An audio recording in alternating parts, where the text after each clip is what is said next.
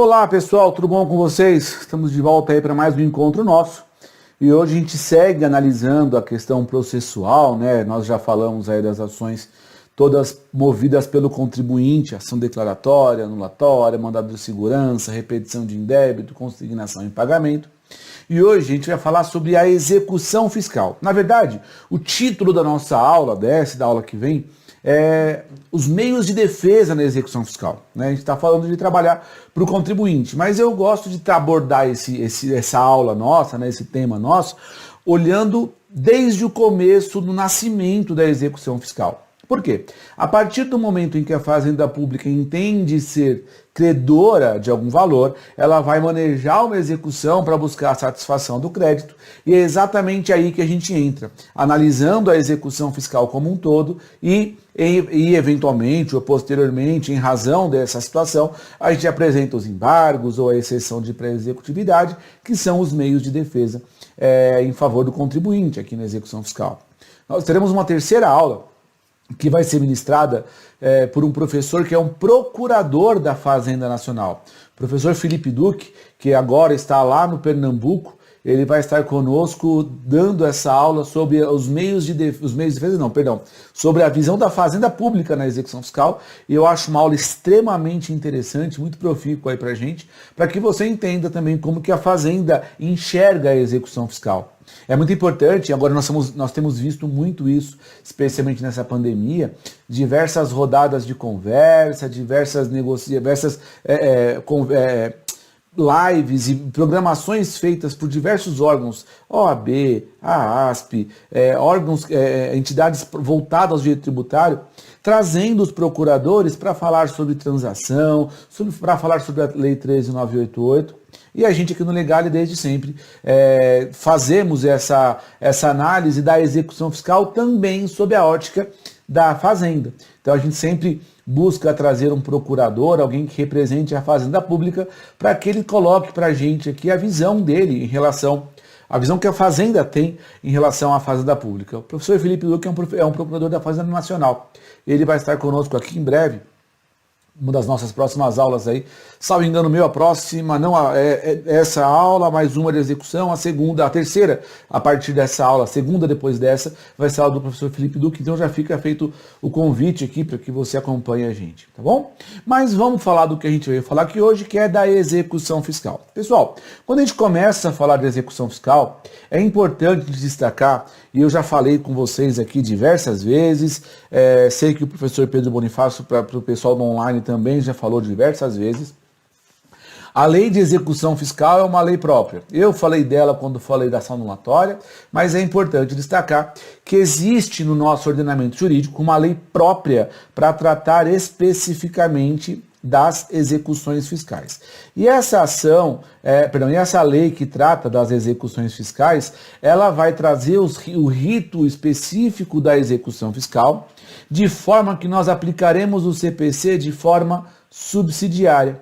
Ou seja, a gente vai tramitar a execução fiscal pelo rito que vem trazido ali na lei das execuções fiscais, e vamos usar o CPC naquilo que a lei de execuções fiscais for omissa.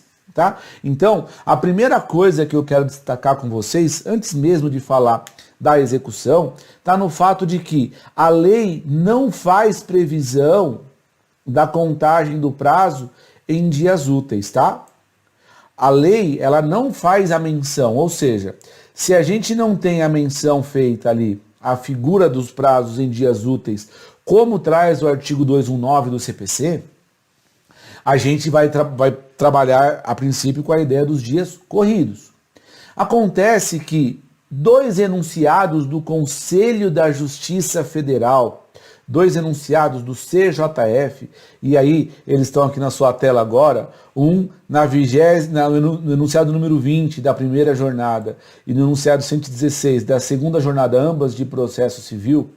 Nesses dois enunciados, o Conselho da Justiça Federal decidiu aqui, aplica-se o 219 do CPC na contagem de prazo para oposição de embargos à execução fiscal, previsto no artigo 16 da Lei 6.830, a LEF, a lei das execuções fiscais. E outro enunciado, aplica-se o 209 do CPC na contagem dos prazos processuais previstos na lei 6830 de 80. Daqui, eu costumo trabalhar da seguinte forma. Considerando que isso é um enunciado e a gente não tem isso ainda legislado e também não tem a força ali de súmula vinculante, eu tenho por hábito, especialmente quando se fala de embargos à execução fiscal, eu tenho por hábito sempre fazer a contagem nos dias corridos. Por duas razões. Primeira, por precaução, pura e simples, excesso de zelo. Eu acho que não é demais a gente não brincar com os prazos, né? Acho que é importante a gente tomar cuidado com eles e eu penso aí que a gente tem essa característica específica nesse caso, porque existe aí uma dissonância. O CPC fala de forma expressa, a LEF, que é a lei específica, não fala de forma expressa, então havendo essa dúvida aí, eu por receio tenho o hábito de fazer a contagem aqui sempre nos dias corridos. Porém, quando eu penso em prazos de recurso, então a gente vai ter aula de recursos logo com o professor Joseval, mas quando a gente fala de recurso, apelação, agravo, que não estão trazidos, não estão regulados na lei de execuções fiscais, mas sim no CPC, aí eu nunca tive problema na contagem de dias úteis. Por quê? O recurso em si, os recursos, o agravo, a apelação, especial, extraordinário, eles estão esculpidos, estão traduzidos lá no CPC, e ali existe uma previsão específica acerca do tema, dizendo que os prazos são contados em dias úteis. Talvez seja um excesso de zelo meu. A partir desses enunciados, você percebe que talvez possa ser sim um excesso de zelo. Mas esses enunciados, eles são da Justiça, do Conselho da Justiça Federal. Pode ser que aquele juiz estadual, o juiz da comarca, numa execução fiscal de IPTU, de ICMS, não entenda a aplicação dessa forma.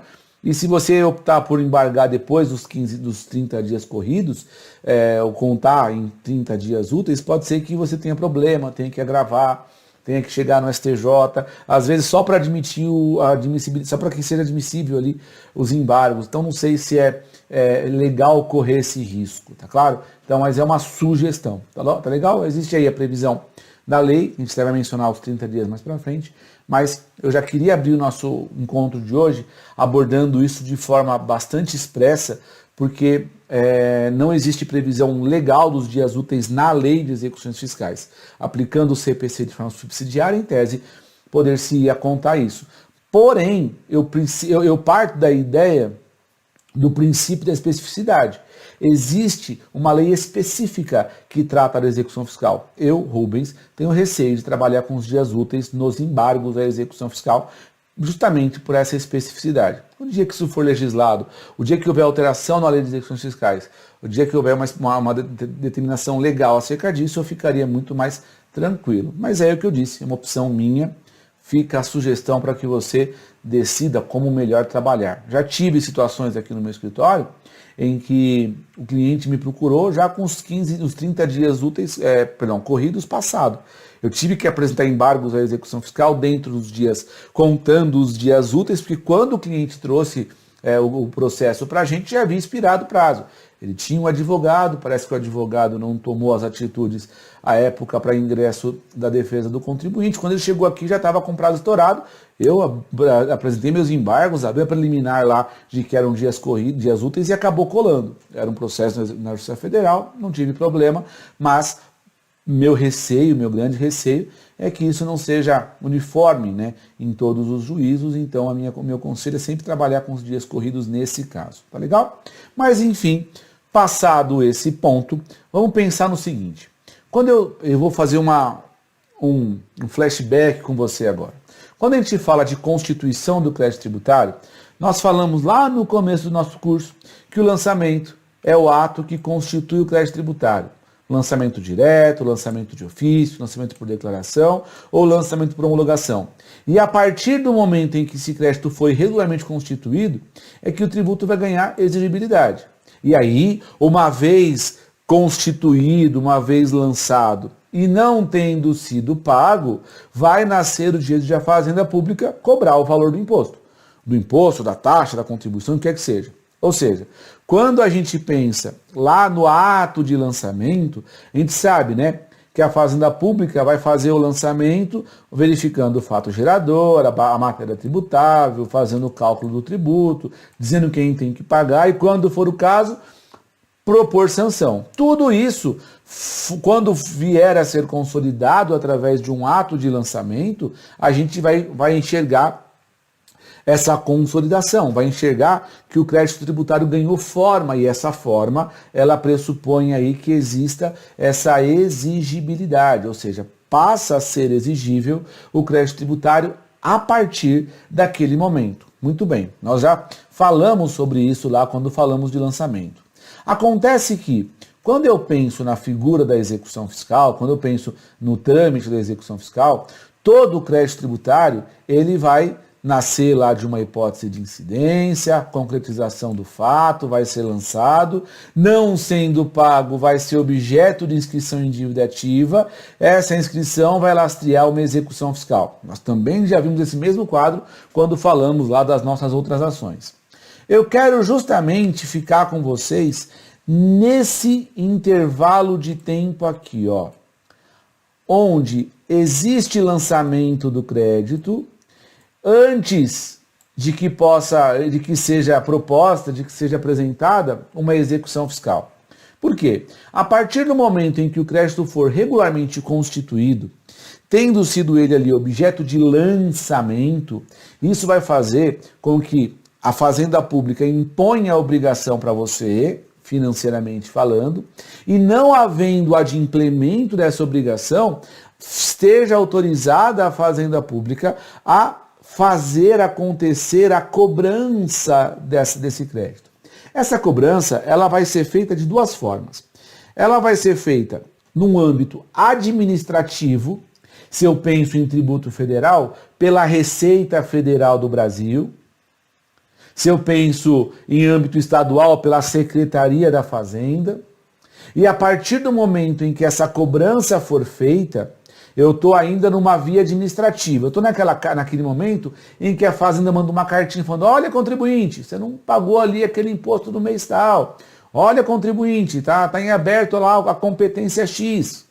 Cartinha pelo próprio ente que fiscaliza ali. Isso é possível. Quando essa cobrança ela não surte efeitos, aí a brincadeira fica um pouco mais séria. Essa minha menção, né, de dizer que a brincadeira fica um pouco mais séria, eu quero traduzir da seguinte forma: a partir do momento em que o crédito tributário tiver sido regularmente constituído, cobrado e não pago, a Fazenda Pública tem a prerrogativa, tem a autorização de instaurar ou de lavrar em desfavor desse contribuinte uma certidão de dívida ativa, a chamada CDA. E o que é a CDA? A CDA é a formalização, eu vou trazer para você o conceito já, mas ela é a formalização da cobrança não paga. É tornar pública assim, dar publicidade à existência de um passivo tributário. A partir do momento em que, pensando em tributo federal, a Receita Federal cobra e o contribuinte não paga, ela encaminha essa cobrança para a chamada Procuradoria Geral da Fazenda Nacional, a PGFN, quando eu penso em tributo federal. Quando eu penso em tributo municipal, estadual, Procuradoria da Fazenda, Procuradoria do Município. Por quê? Esses órgãos de procuradoria, eles vão se encarregar de inscrever o crédito em dívida ativa, dar publicidade à existência de um passivo tributário por aquele contribuinte e poder, a partir desse momento, dar vazão aos atos de cobrança. A Fazenda Pública vai poder, a partir de então, instaurar atos de cobrança, instaurar atos de execução a partir da existência de uma certidão de dívida ativa. Quando eu falo dar atos de execução, praticar atos de execução, não estou dizendo que a Fazenda vai lá e tirar a propriedade de ninguém. Mas ela pode dar início, ela já está autorizada a dar início aos atos de execução. Ou seja, ela já pode, por exemplo, levar a protesto no título, que hoje é admissível o protesto do CDA. Ela já pode, por exemplo, instaurar instaurar não, mas dar início, propor a sua ação de execução fiscal. Então, eu quero que você entenda o seguinte, a certidão de dívida ativa, ela é para a gente um título executivo extrajudicial. É um título executivo onde a Fazenda vai fazer constar a existência de dívidas tributárias e, segundo a Lei 6.830, também as dívidas não tributárias. Por quê? Na execução fiscal eu posso cobrar tudo aquilo que seja tributo, mas também posso cobrar tudo aquilo que não seja tributo. E aí eu coloquei aqui como exemplo algumas sanções, multas de poder de polícia, multa contratual, por exemplo, aquela multa firmada, aquela multa que é devida por uma concessionária a um ente público, multa penal que eventualmente não tenha sido paga, mas eu posso pensar também em outras figuras, como por exemplo, eu sempre gosto de citar esse caso como exemplo, certa vez uma pessoa me procurou, ela estava sofrendo uma execução fiscal, mas ela não devia nenhum tributo nem uma multa. Essa pessoa, ela tinha trabalhado numa prefeitura, ela tinha tido um cargo numa prefeitura, um cargo eletivo lá, vereador, e aí houve por parte da Câmara de Vereadores da cidade onde ele trabalhava, o pagamento de uma verba. E essa verba é como se fosse um 13º dos vereadores, mas carecia de regulamentação disso, e isso foi pago a eles como uma verba indenizatória. Verba indenizatória essa que depois foi reconhecida como constitucional pelo STF, enfim, teve até uma discussão acerca do tema, mas não quero entrar nesse ponto com você, eu quero pensar em outro aspecto. O que aconteceu? Eles foram intimados a prestar conta, a Câmara, né, foi intimada a prestar conta para o TCE, o Tribunal de Contas do Estado negou as contas, mandou intimar os vereadores que receberam aquele 13º para devolver os valores. E à época nenhum dos vereadores devolveu, todos eles ingressaram com recurso contra esse ato do TCE, dessa decisão do TCE, não tiveram êxito. A Câmara de Vereadores prosseguiu ali, ela foi novamente intimada da improcedência da impugnação apresentada pelos vereadores, eles recorreram até onde foi possível e tomaram pau na discussão, e nisso o TCE intimou a Câmara de Vereadores a cobrar isso dos vereadores que receberam aquele valor. Naquele contexto, os vereadores não pagaram também, todos eles não pagaram, e acabaram ingressando com uma ação na justiça para discutir o crédito, se era devido ou não. E acabaram perdendo essa discussão num dado momento, lá numa ação própria. Tá? Quando essa pessoa me procurou, ela me procurou com a seguinte situação: execução fiscal dessa verba de natureza indenizatória que eles receberam, que deveria ser devolvida para o fisco. Então note, não era multa, não era tributo, era uma determinação do TCE que determinava, era uma ordem do TCE que determinava a devolução dos valores. Como não houve um pagamento espontâneo, a prefeitura, na verdade, por ser ela o ente a quem deveria ser devolvido o valor, na figura, né, representado pela Câmara de Vereadores, acabou tendo ali acumulado em seu estoque um crédito, um débito não tributário, não um crédito não tributário em relação àqueles vereadores, fazendo com que a prefeitura instaurasse à época, executasse o crédito fiscal. Ou seja, a Fazenda Pública apresentou uma execução fiscal, não de uma multa, não de um tributo, mas de um valor que deveria ter sido devolvido por determinação do TCE.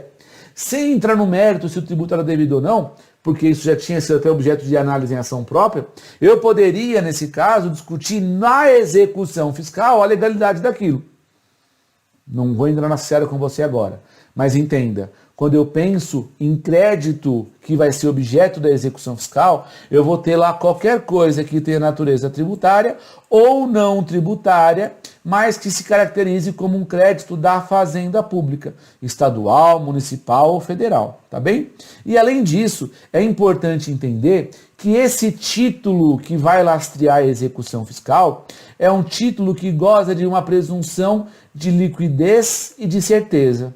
A gente sabe que toda execução, não só a execução fiscal, qualquer ação de execução, pessoal que é das contábeis agora, vou falar para você diretamente, O que é uma ação de execução? Na ação de execução, nós temos um rito processual diferente. Qual que é a diferença? Uma ação de cobrança, por exemplo, eu ingresso com uma ação para cobrar você. Aí, se eu não tenho um título executivo, um título que demonstre liquidez e certeza daquilo que eu estou cobrando, um título que demonstre por si só a existência de um débito, e esse título pode ser um contrato, desde que é assinado por duas testemunhas, pode ser uma confissão de débito, pode ser um cheque, pode ser uma promissória. O CPC traz um rol desses documentos. Mas todos esses títulos que o CPC traz, pode ser uma sentença, todos esses títulos que o CPC traz, eles dão a figura da execução, não estou falando da execução fiscal, da ação de execução, essa garantia de liquidez e de certeza do crédito. Ou seja, ao olhar para um título executivo, não existe dúvida, a princípio, de que existe um passivo consolidado contra aquela pessoa. Se eu vou te cobrar sem um título executivo, eu preciso trazer as minhas alegações, fazer a prova de que existe de fato algo que você deve a mim, para que então, após o juízo ser convencido de que mesmo não tendo um documento palpável, existe um débito seu para comigo, então ele sentencia e então eu vou poder cobrar. Quando eu penso numa ação de execução, eu pulo toda essa fase de saber se é devido ou não. Quando eu apresento ao juiz um título executivo extrajudicial, ele simplesmente vai intimar a parte devedora para que ela já pague ou se defenda dentro do prazo legal, sem precisar fazer acontecer aquela fase que a gente chama de conhecimento, de fazer provas, de demonstrar a existência de um liame entre o devedor e o credor. Na execução fiscal, existe também essa figura do título executivo. A grande diferença é que os outros títulos que o CPC traz, como eu mencionei, cheque, promissória, contrato, confissão de dívida, existe uma participação direta do devedor. O devedor firma o cheque, o devedor firma o contrato, o devedor firma ali a promissória. Existe algum elo entre o contribuinte, entre o credor e o devedor, mas com a participação do devedor. Na certidão de dívida ativa é um pouco diferente. Por quê? Essa figura da certidão de dívida ativa é um título que, de acordo com o artigo 3º da LEF, vai gozar de presunção de liquidez e de certeza, mas essa presunção de liquidez e de certeza ela é relativa.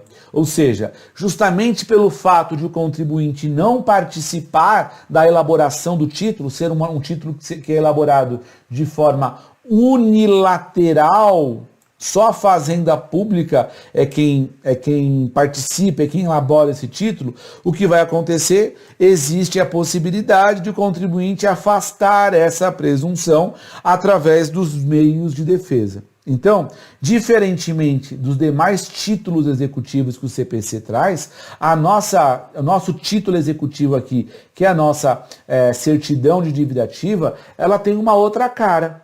Ela tem uma outra situação que envolve ela. Ela é feita de forma unilateral pela Fazenda Pública. O contribuinte não participa. Então, cabe ao contribuinte, o contribuinte tem a prerrogativa de poder buscar afastar essa figura, tá bom? E aí, só para a gente não perder a nossa velha mania de olhar para a jurisprudência, olha comigo esse julgado que fala exatamente da questão da certeza e da liquidez do crédito. Olha o que ele fala aqui, ó. Contribuição de melhoria, que discute uma contribuição de melhoria. Ausência de notificação do devedor do lançamento do tributo.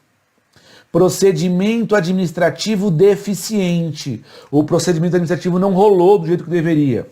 Vício que contamina a constituição do crédito.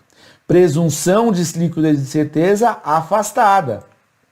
Agravo regimental interposto contra a decisão que negou o provimento agravo de instrumento, porquanto o tribunal da segunda instância, em consonância com a justiça desta casa, extinguiu execução fiscal por vício de sua constituição. Ou seja, não há comprovação quanto à notificação do devedor do lançamento da contribuição de melhoria.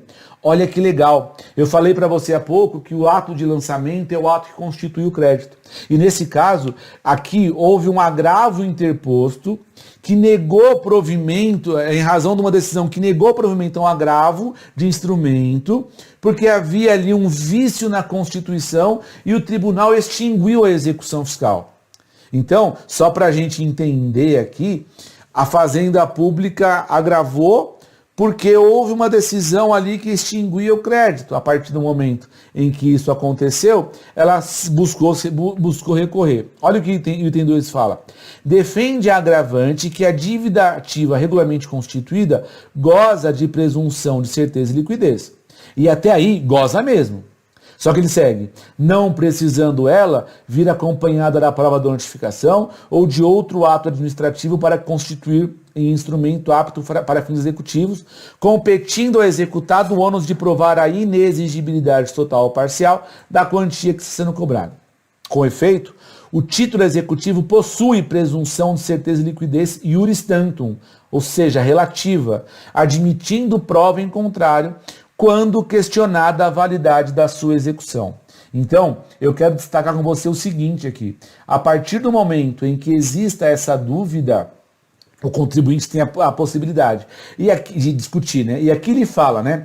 Defende o agravante que a dívida regularmente inscrita goza de presunção de certeza, deixa eu tirar meu rosto daqui, de certeza e liquidez. E de fato viu gente? Ela goza de presunção de certeza e liquidez. Ele segue, não precisando vir acompanhado de notificação. De fato não precisa, porque eu não preciso trazer o procedimento administrativo todo na certidão de dívida ativa como forma de aplicar, de fazer executar a certidão de dívida ativa. Só que ele fala aqui, a CDA tem presunção iuris tantum, ou seja, presunção relativa de liquidez e certeza, admitindo prova em sentido contrário.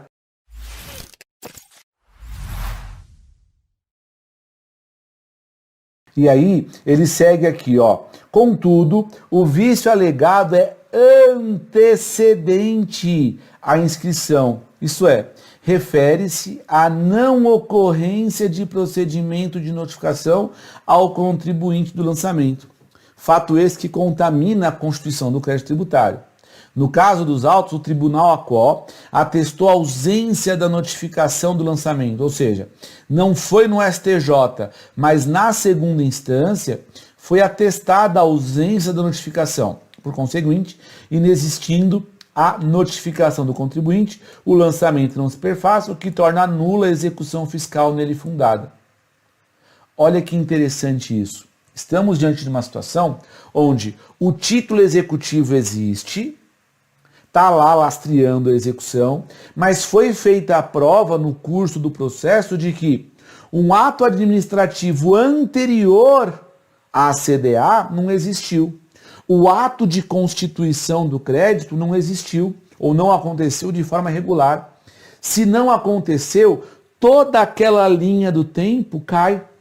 Por quê? Havendo uma falha na constituição do crédito, havendo uma falha no lançamento, naquilo que torna o tributo algo exigível, tudo que acontece dali para frente é nulo também. Ou seja, o título executivo, nesse caso, ele perde toda a sua força de execuibilidade, considerando que não existe mais, não poderia ter acontecido se o ato precedente dele não existe.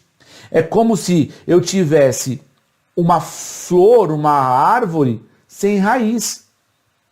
Ela não se sustenta, ela não pode prosseguir uma cobrança cujo fato gerador, cuja origem dela, que nesse caso seria o lançamento, foi viciada. Ou seja, a gente consegue entender nesse contexto aí a existência de uma falha procedimental, e essa falha procedimental nulificou tudo aquilo que poderia ou era consequente daquele ato de lançamento. Se a certidão de dívida ativa é uma consequência do ato de lançamento e o ato de lançamento estava viciado, por óbvio, contamina-se também por vício o ato seguinte, que no caso, a inscrição de dívida ativa.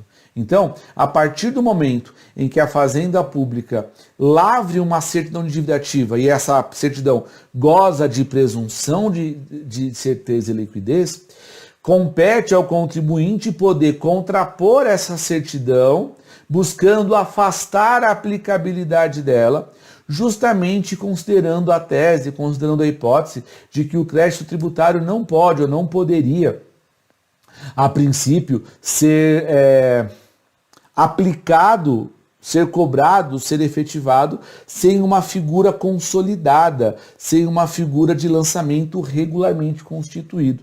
Então, entender que o ato administrativo que precede a execução, a CDA, deve obedecer também à sua precedência. A CDA deve ser precedido por ato administrativo regular de constituição do crédito. Onde eu quero chegar? Se você sofreu uma execução fiscal, se o seu cliente, sofre uma execução fiscal, ele não praticou o fato gerador, e existe vício na base de cálculo, e existe vício na sujeição passiva, por exemplo, para pensar no básico do lançamento, essa execução fiscal que está lastreada num título executivo, ela tem vício. Por isso que é muito importante a gente entender o começo do nosso curso. Hoje, nessa aula, a gente vai fechar alguns pontos que nós começamos lá atrás. Porque falar de lançamento isoladamente não tem muita lógica quando eu olho para o lançamento e vejo que se ele não for corretamente feito, a execução fiscal que vai decorrer dele é viciada. Então a cobrança que a Fazenda Pública vai fazer acontecer baseada numa CDA errada é nula. Então, gente, a gente começa o nosso encontro aqui de embargos, de execução fiscal, falando que o título executivo extrajudicial, que é a certidão de dívida ativa, ela precisa estar regularmente constituída. Nela tem que constar, tem que existir tudo aquilo que for necessário e possível para que se proceda com a regular cobrança do crédito tributário. Tá? Olha comigo o que fala o CTN quando ele aborda com a gente aqui o artigo 201. Lá ele fala aqui, constitui dívida ativa tributária a proveniente de crédito dessa natureza, regularmente inscrita na repartição administrativa competente, depois de esgotado o prazo fixado para pagamento pela lei ou por decisão final proferida em processo regular.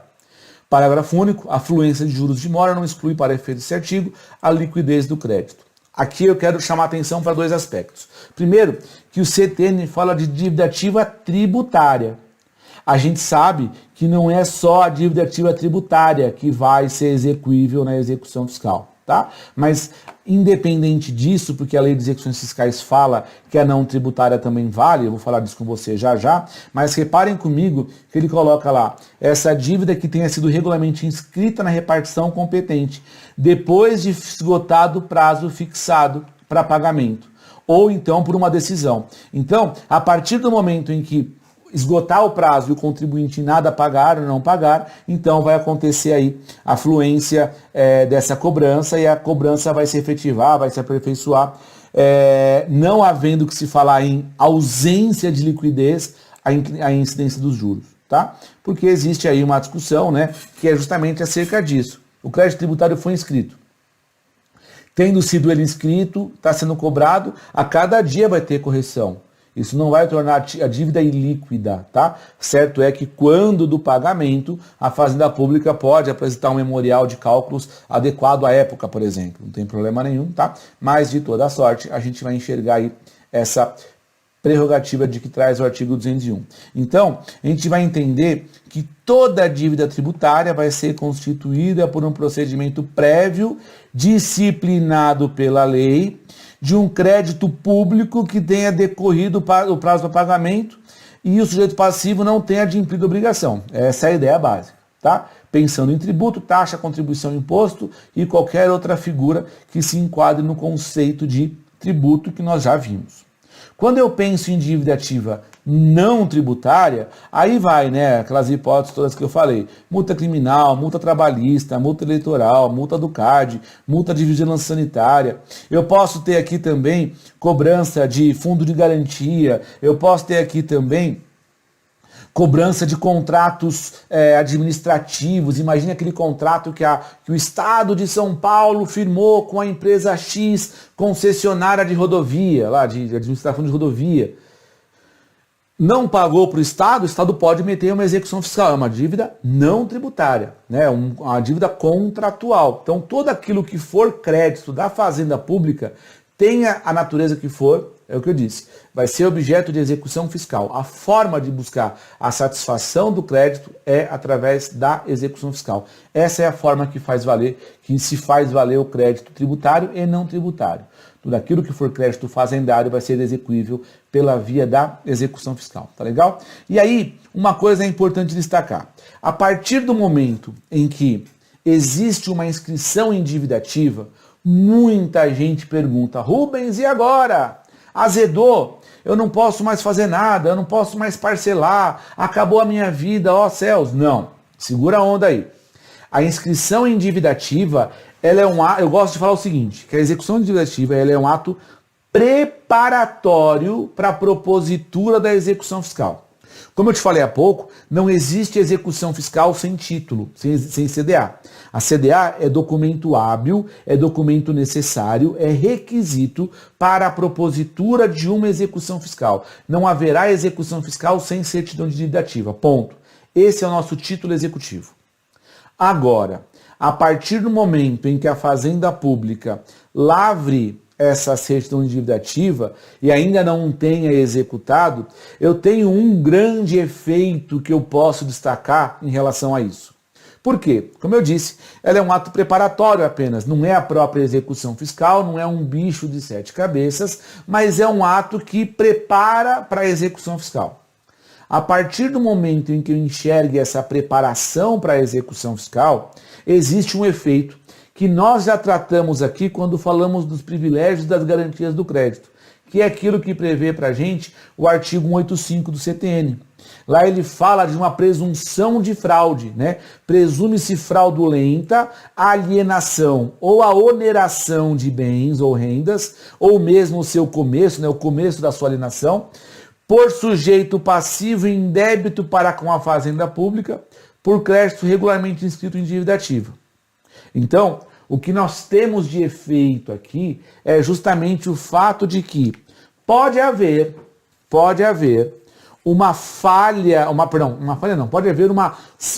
presunção de fraude se o contribuinte começar a alienar bens, começar a onerar bens após a inscrição em dívida ativa. Se ele começa a fazer isso após a inscrição em dívida ativa, as vendas que ele eventualmente tenha feito vão ensejar aí uma presunção de fraude. Vão ensejar uma situação onde a gente vai presumir de que houve fraude na execução fiscal, e essa fraude na execução fiscal essa venda pode ser cancelada. A exceção que nós temos é que não vai se aplicar essa hipótese se o contribuinte tiver reservado bens suficientes ao pagamento da dívida. Então, se eu tenho uma dívida de 1 milhão e tenho um patrimônio de 10 milhões, eu posso vender 9 milhões, reservar 1 milhão, que não vai ser presunção de fraude. Mas isso é uma situação extremamente delicada, arriscada e deve ser olhada com cuidado. Venda após a dívida ativa tem essa presunção de fraude. Pode ser ilidida, óbvio, né? Mas pode existir esse ônus em desfavor do contribuinte. Antes de eu prosseguir, deixa eu só fazer uma observação. Muitas pessoas, como eu falei há pouco, me questionam acerca, tem dívida ativa, eu não posso fazer mais nada, já me ferrei, e agora? Pessoal, cuidado com esse raciocínio, porque assim, qual que é o objetivo da execução fiscal e o objetivo do fisco? Receber. Se o contribuinte por qualquer razão, sofre uma execução fiscal. Quando eu digo por qualquer razão, pode ser porque esqueceu de pagar, um mero inadimplemento, pode ser porque ele sonegou imposto, pode ser porque ele não tinha caixa, sei lá. Qualquer razão que tenha levado ao inadimplemento e à execução fiscal. Qualquer.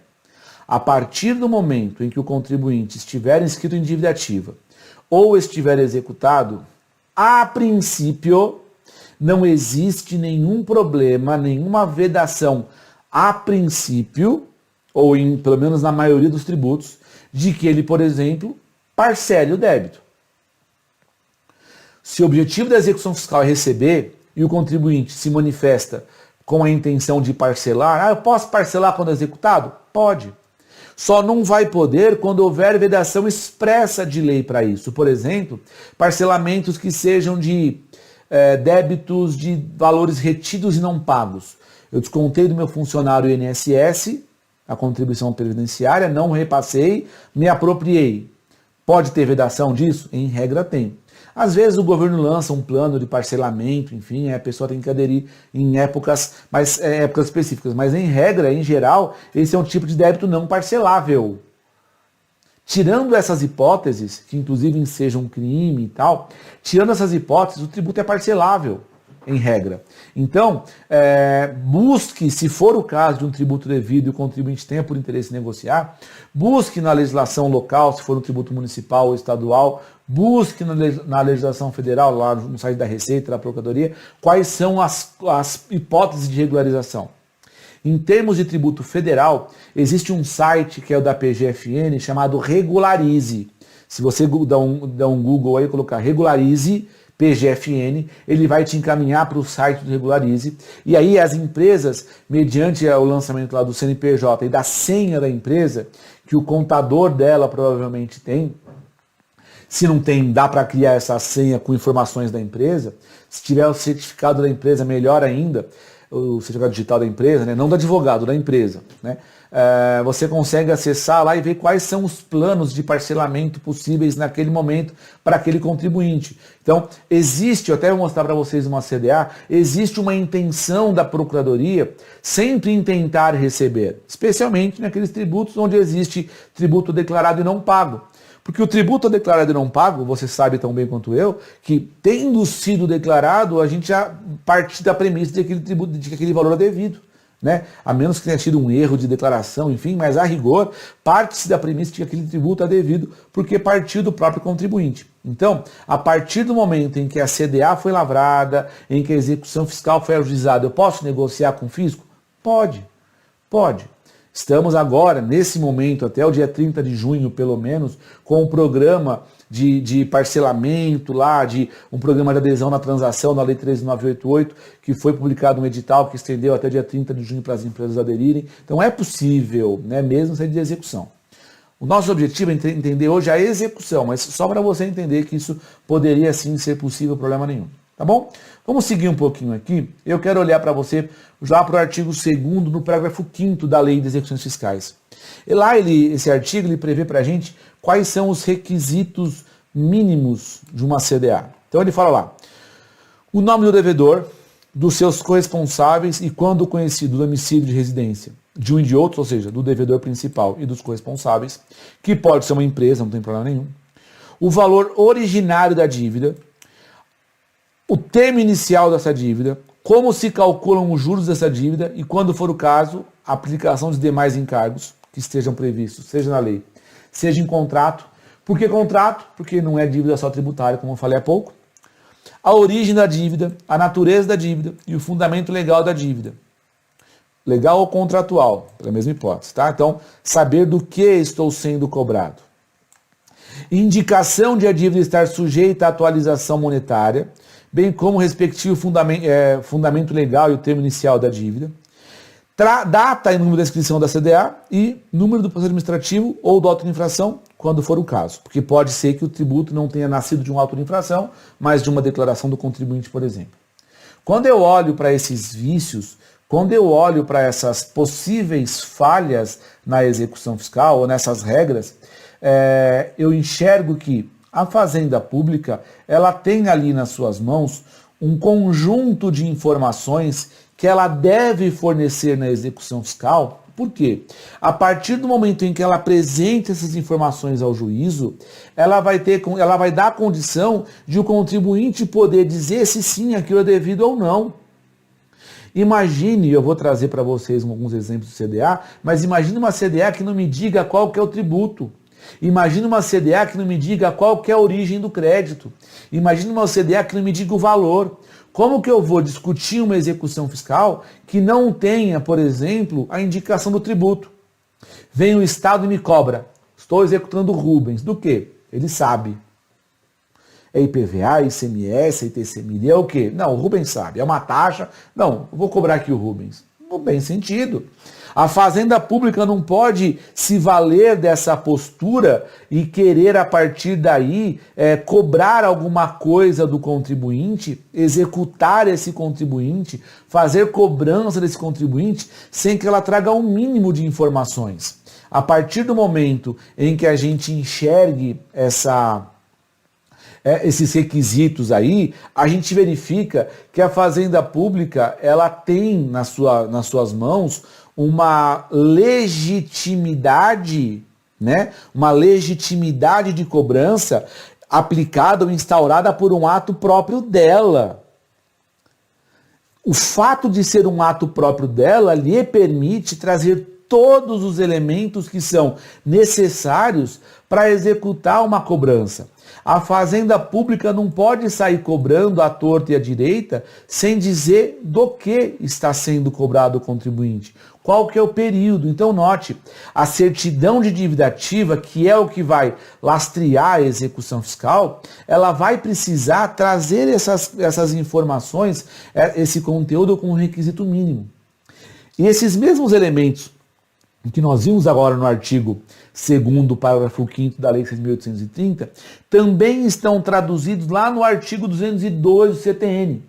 Eu quis trazer para a gente aqui só a redação da Lei 6.830, porque ela fala de contrato, como nós mencionamos agora. Se você olhar para os requisitos da CDA do artigo 202, você vai ver que os requisitos são muito parecidos, né? São muito próximos, só que ele não faz menção ali à figura do contrato, porque o CTN só vai cobrar o que for tributário, por óbvio, né? Então, o artigo 202 do CTN, ele vai trazer para a gente ali a figura daquilo que é não tributável, não tributário também, tá legal? Agora, a partir do momento em que a gente enxergue isso daqui, eu preciso entender que a Fazenda Pública, ela tem a possibilidade de que, caso exista algum tipo de vício nessa CDA, ele tem a prerrogativa de fazer uma emenda nessa CDA ou mesmo substituir a CDA até a decisão da primeira instância.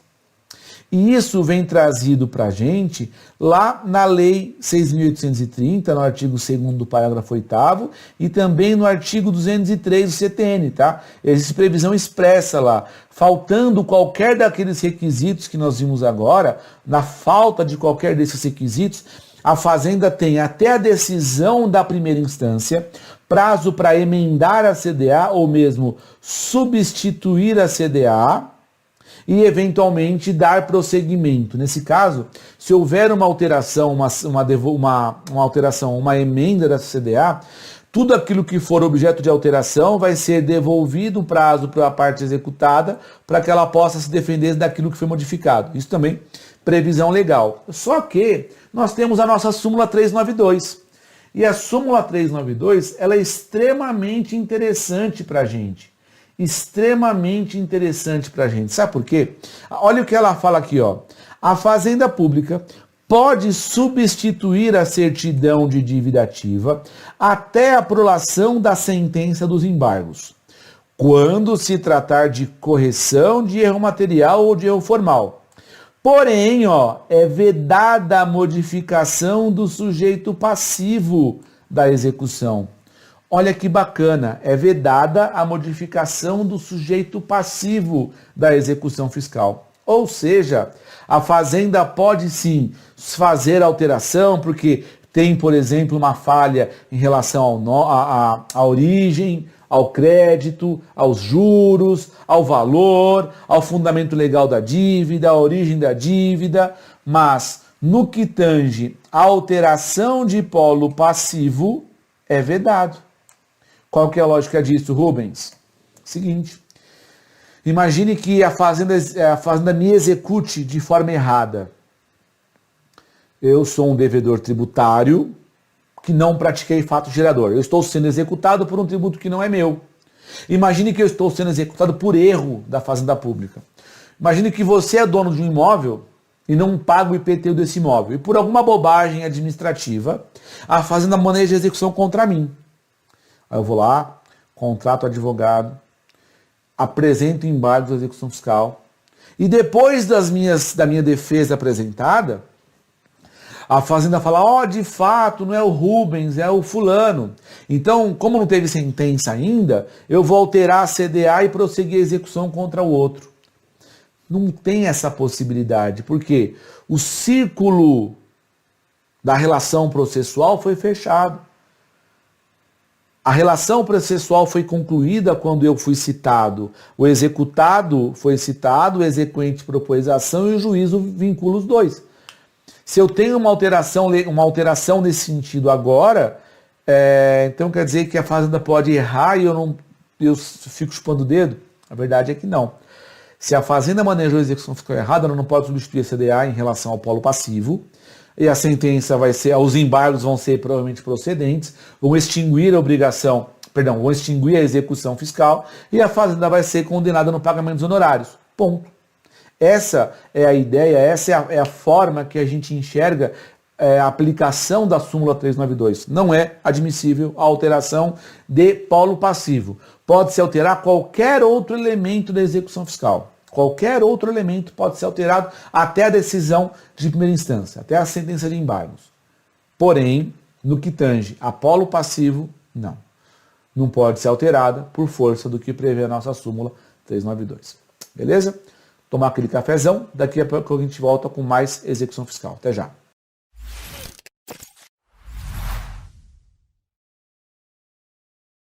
Muito bem, pessoal, vamos voltar do nosso intervalo e vamos começar esse segundo bloco nosso analisando duas CDAs que eu separei para vocês. Uma CDA que eu trouxe é de um tributo municipal, uma execução fiscal municipal, e a outra CDA é de um tributo federal. Vocês vão perceber a aplicação prática daquilo que eu falei para vocês no bloco anterior. Para a gente começar a nossa análise, eu quero começar mostrando para você a CDA municipal. Tá? Essa CDA municipal, na verdade, ela tem alguns vícios, e é isso que eu quero demonstrar para vocês, para a gente aplicar aquilo que a gente viu agora. Tá? Aqui, toda a certidão de dívida ativa, deixa eu voltar num ponto com vocês antes de eu entrar. A CDA ela é um documento que vai instruir a execução fiscal, e de acordo com o que fala a própria lei de execuções fiscais, a CDA integra a inicial como se fizesse parte dela. Então, o que eu vou te mostrar primeiro aqui é a petição inicial e depois o CDA. Tá? Aqui, nós temos a inicial, então, está endereçado ao juízo da vara da Fazenda Pública Municipal, não tem menção aqui o processo, que era uma inicial, mas é uma execução fiscal movida pelo município de São Bernardo do Campo. Tá? E aí, reparem que tem aqui o município, o seu procurador e esta subscrevem, com fundamento na Lei 6.830, propor a execução fiscal do débito constante na CDA anexa, a presente desta, que faz parte integrante, contra o devedor. E aí faz a menção aqui ao devedor. Aqui eu quero destacar com você uma situação. Eu, obviamente, ocultei os dados do cliente, para que não houvesse exposição, enfim, mas aqui tem um ponto interessante. O devedor indicado aqui é uma empresa, e o CNPJ trazido aqui é de outra empresa, que não tem nada a ver com o meu cliente. Então, assim, nesse caso, o que houve aqui foi a propositura da execução fiscal contra o nome da empresa, que é minha cliente, e o CNPJ indicado é o CNPJ indicado de uma outra empresa, que não é meu cliente. E o endereço indicado também não era do meu cliente, era de uma outra empresa, que depois eu descobri que era o endereço inicial dessa empresa que estava indicado no CNPJ. Ou seja, nós não sabemos ainda se foi uma falha cadastral ou qual foi a motivação. De toda sorte, existe um vício aqui, porque existe uma inconsistência na propositura dessa execução fiscal, posto que nós temos uma parte indicada aqui, outra com o CNPJ de outra parte indicada aqui. Muito bem. E reparem que logo de cara tem o despacho aqui, ó. Cite-se na forma do artigo 7º da Lei 6.830, do artigo 2º do CPC, parágrafo 2º do artigo 172 do CPC antigo, né? No caso de pagamento, os honorários ficam habitados 10% do débito, então aqui é o despacho de cite-se do juízo, tá? E na sequência, vem na mesma inicial, a indicação do que seriam os responsáveis, reparem que aqui está como não utilizado, e ao final, o requerimento da prefeitura é requer digne-se ordenar a citação pessoal do devedor, ou quem tem direito para que em 5 dias pague o débito apontado na CD anexa, atualizado monetariamente, blá blá blá. Essa é a ideia aqui, e aí requer, em caso de embargos, honorários advocatícios, e essa é a figura da nossa execução. Essa é a petição inicial, é uma folha. Na sequência, vem a CDA. E a CDA tem aqui, indicando que é da Secretaria de Finanças do município de São Bernardo do Campo, traz o número da CDA, o ano em que a CDA foi lavrada, a data da CDA, o livro e a folha, o número do lançamento, nome conforme abaixo, que ela traz novamente o nome de uma empresa com o CNPJ de outro, incidência referente ao ano 2013, não faz menção a nenhum auto de infração, ou seja, não foi lavrado o auto de infração, mas faz menção a um processo administrativo, tá? E aí, olha que interessante, descrição do lançamento. Aqui deveria indicar para a gente qual o tributo está sendo cobrado, qual o tributo a ser cobrado aqui. Descrição do lançamento, reparem, guia de arrecadação municipal. Não sei o que é. Não tem uma especificação do que seja objeto dessa cobrança. Base legal, Lei 1802 de 69, que é o Código Tributário do município de São Bernardo do Campo. Ou seja, novamente, nós temos uma indicação aqui de uma legislação genérica, sem a indicação exata do que seja efetivamente cobrado ou tributado nessa CDA. Eu não sei qual que é o tributo. Aí ele traz a qualificação com aquele vício que eu te falei, né? O nome de uma empresa com o CNPJ de outro, responsável tributário não utilizado, rúbrica, onde aqui a princípio deveria estar a indicação do que é. Aqui fala instalação e montagem não sei do que, e feira, exposição e congresso também. Provavelmente isso aqui se refere a um ISS. Acontece que não existe uma demonstração expressa, clara, do que esteja sendo cobrado nessa CDA. Faz menção a um pagamento aqui de R$ 3.300. Se você reparar comigo aqui, é exatamente o valor da causa, né? O valor da causa com o valor original, mais correção, mais juros e a multa, dando esses R$ 3.344 aqui. Mas não tem uma especificação. Ao final, faz a menção aqui novamente ao valor, correção, papapá, e calcula o valor da cobrança. Quais são as questões que observo em relação a essa cobrança aqui? Essa CDA, ela não me traz uma certeza da origem. Existe um vício patente em relação aos dados cadastrais lançados na inicial, posto que a inicial tem nome e o CNPJ é de outra empresa. O endereço que está indicado na inicial nunca foi do meu cliente. Meu cliente está situado na cidade de São Paulo, não está em São Bernardo, ou seja, ele não é, a princípio, um contribuinte de ISS em São Bernardo do Campo. E não existe ali nada que consiga, pelo menos não de acordo com a informação trazida pelo cliente, nada que eu consiga enxergar que relacione ele com esse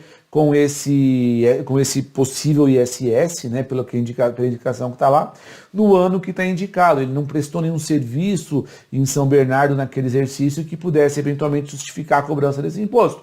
Ou seja, existe um vício na consolidação dessa certidão. Sem contar, eu não consigo saber qual que é a base de cálculo, porque ele não está indicado o valor da cobrança. Mas calculado sobre o quê? Muito provavelmente, como tem a indicação ali de que não houve lavratura de um auto de infração, pode ter se originado de um procedimento de declaração do contribuinte, de prestação de informação, num lançamento por homologação. Só que meu cliente não tem acesso a isso porque ele não sabe. Peticionamos nesse processo, pedindo a extinção da execução, de acordo com o estudo. Ainda não houve despacho, não houve decisão, né? Uma CDA que chegou para a gente aí, chama relativamente recente, mas é um ponto interessante para a gente entender. Não é porque o título está ali que ele é execuível. Eu estou apontando para o juiz os vícios. O juiz não vai pegar a CDA e ver se o CNPJ está certo ou errado. Muito provavelmente, aí é um achismo meu, foi alguma falha cadastral. Alguma falha cadastral. No CNPJ da empresa, que possivelmente é devedora desse tributo, cadastraram um nome errado, não sei. acho que possa ter sido isso, não sei. Não existe uma lógica para ter dois dados diferentes, né, nome e CNPJ distintos. De toda forma, fiz aqui a juntada da ficha de breve relato, demonstrando todo o histórico de endereços da empresa, que ela nunca se situou naquele endereço que foi indicado na inicial, que o CNPJ da outra empresa indicado lá é de uma empresa que batia o endereço, então possivelmente era dela, mas o que eu quero é que não haja cobrança do meu cliente, porque tem um detalhe, essa empresa ela não foi citada não conseguiu citar de forma regular no endereço ali cadastral, e aí a Fazenda está pleiteando a cobrança em desfavor do sócio da empresa. E aí, em um dado momento, o juízo, a Fazenda pediu o bloqueio de um bem, e aí parece que acharam no CNPJ um veículo, e aí em um dos processos, são dois, em um dos processos há uma certidão, olha, não dá para bloquear porque o CNPJ aqui não está batendo. Então, isso foi constatado pelo cartório em algum momento, a gente está tentando, aguardando aí a manifestação judicial acerca disso. Você viu que é um processo físico, né, por conta da pandemia. Estamos aqui em São Paulo, pelo menos até o dia 30 de junho, sem acesso aos processos físicos, está parado. Enfim, reflexos da pandemia atrapalhando a nossa advocacia. Mas eu quis trazer para você a CDA. Então você viu comigo uma CDA que tem problemas, uma CDA que está errada, né? Existe um vício ali, existem alguns vícios nessa CDA que tornam nula a cobrança, tá? Agora eu quero trazer para você uma CDA federal. Essa CDA federal, ela tem aqui, então da mesma forma como acontece naquele outro processo, é uma inicial, né? Essa primeira parte é a petição inicial, que vem aqui com a indicação, né, da Procuradoria como sendo exequente, endereçando para o juízo da subseção judiciária de Jundiaí, qualificação da exequente, a União, seu CNPJ, quem a representa, indicação da Lei 6.830, vem propor execução fiscal com base na CDA que integra essa petição, e aí vem a qualificação do devedor,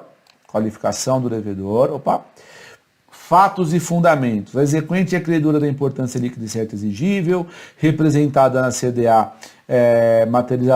na dívida ativa, materializada na CDA anexa e que traz o fundamento para as cobranças. Então é uma CDA, são duas CDAs na verdade, que originaram de processos administrativos que totalizam aqui o importe da soma desses valores aqui. Então um processo administrativo 674 mil, outro 2.419.000, isso quando da propositura da execução fiscal. Aí ele requer, né, preliminarmente, sem dar conhecimento prévio executado, nós temos do artigo 854 da Lei 13.105, a indisponibilidade de ativos e dinheiro em depósito ou aplicação financeira em nome do executado.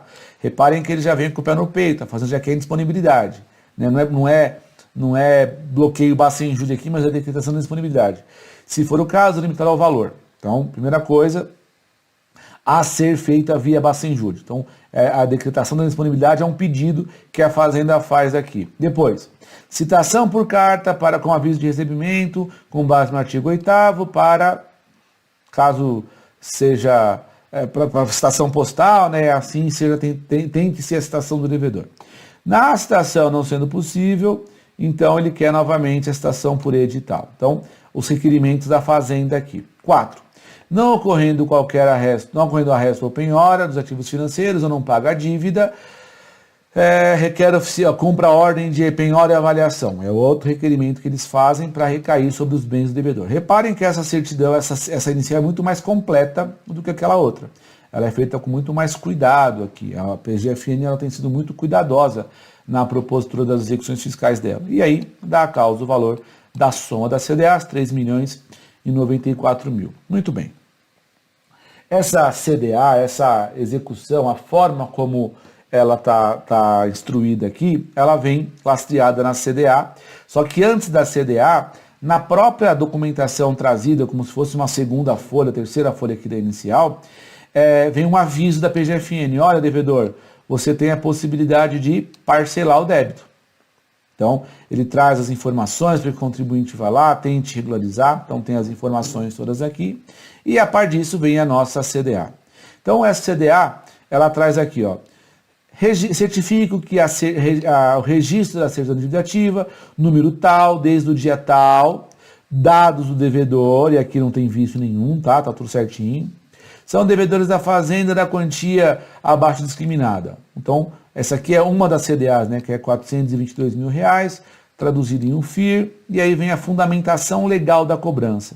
Perceba que aqui ele faz menção à qualidade da dívida, né? Então ele faz menção, ó, a dívida foi inscrita dos elementos constantes do processo ou expediente protocolar do Ministério da Fazenda, está sujeito à sua liquidação e faz a justificativa, a previsão legal da cobrança. Essa previsão legal da cobrança, ela está, na verdade, mais minuciada aqui, ó. Aqui vem o anexo da certidão, e esse anexo consta, novamente, o número do processo administrativo, a inscrição em dívida ativa, a origem, nesse caso é uma contribuição social sobre o lucro, referente a janeiro de 2013, com vencimento em 30 de abril de 13, atualizando-se monetariamente a partir do dia 2 de maio, que é o dia seguinte ao vencimento, ao dia útil subsequente ao vencimento, com o valor inscrito de 67.599, oriundo de um auto de infração, onde o contribuinte aqui foi notificado por edital. Essa notificação por edital aqui é uma notificação do processo administrativo, tá? Não é da citação da execução fiscal. É uma notificação do processo administrativo. Então, e aí ele traz a fundamentação legal da cobrança. Então, a lei onde foi lastreada a cobrança das contribuições social. Na sequência, ele vem, olha, reparem que aqui era de janeiro, do primeiro trimestre lá de 2013. Aqui vem a cobrança referente ao segundo trimestre de 2013. Então, referente a abril, né, abril, maio, junho, vencendo em julho, com correção monetária a partir daqui, no valor principal de 57.160, também notificado por edital na mesma data, perceba, é o mesmo auto de infração. Nesse caso, a empresa não foi regularmente, né, pessoalmente notificada, ela teve problemas lá de localização, enfim, e a Fazenda acabou notificando ela por edital do processo administrativo, tá? E aí ele segue nessa mesma CDA com uma continuidade disso, da mesma, né, do mesmo período. Então, primeiro trimestre de 2013, multa de ofício. Reparem que aqui a cobrança era do tributo contribuição social, janeiro de 13, contribuição social. No seguinte, na sequência, ele colocou, ó, multa de ofício, também de janeiro de 13, multa de ofício, também de abril de 13. E reparem que aqui essa multa, ela foi cobrada no percentual alto. Reparem que o valor do tributo aqui era 67 mil, a cobrança da multa aqui é mais 50. A cobrança do tributo aqui era 57 mil, a multa aqui é mais 42. Que multa é essa? É uma multa de ofício prevista no artigo 44 da lei 6.800, da lei 9.430, e essa lei 9.430 prevê uma multa de 75% do valor do tributo quando nós temos lançamento de ofício, que é o caso aqui. Então, o que aconteceu foi, a Fazenda Pública lavrou o auto de infração. Nesse caso aqui, a empresa tinha uma situação lá de omissão de informação, não havia cumprimento das obrigações acessórias por parte dela, e a Fazenda lavrou de ofício esse auto de infração, né? Lavrou o auto de infração, lançando de ofício isso, e aí a apuração veio pela Fazenda, acompanhada de uma multa de 75% do valor do tributo devido. Ou seja, nesse caso, a rigor, a CDA preenche todos os requisitos. Ela indica para a gente o polo passivo, ela indica para a gente o tributo, ela indica para a gente os juros e a forma de calcular, ela indica para a gente a origem, o período. A rigor, eu não tenho vício na elaboração da CDA.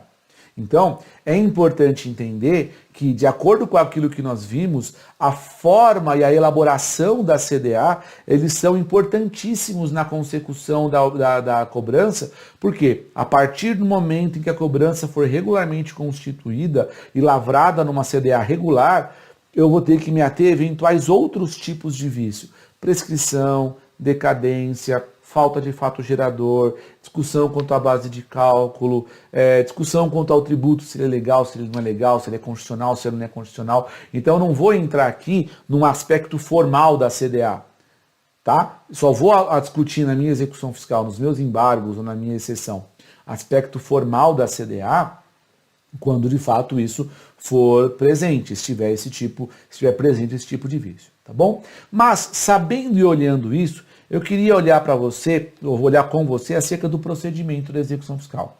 Pessoal, quando eu penso no procedimento da execução fiscal, uma vez feita a certidão de dívida ativa, lavrada a CDA, o próximo passo da Fazenda é propor o ajuizamento da execução fiscal. Esse ajuizamento da execução fiscal vai ser seguido de um despacho que ordena a citação. Esse despacho que ordena a citação, como nós já vimos anteriormente, é o despacho que serve inclusive para interromper o prazo prescricional, como prevê o inciso 1 do parágrafo único do artigo 174 do CTN. Né? Então, havendo despacho que ordena a citação, a gente tem ali a interrupção da prescrição.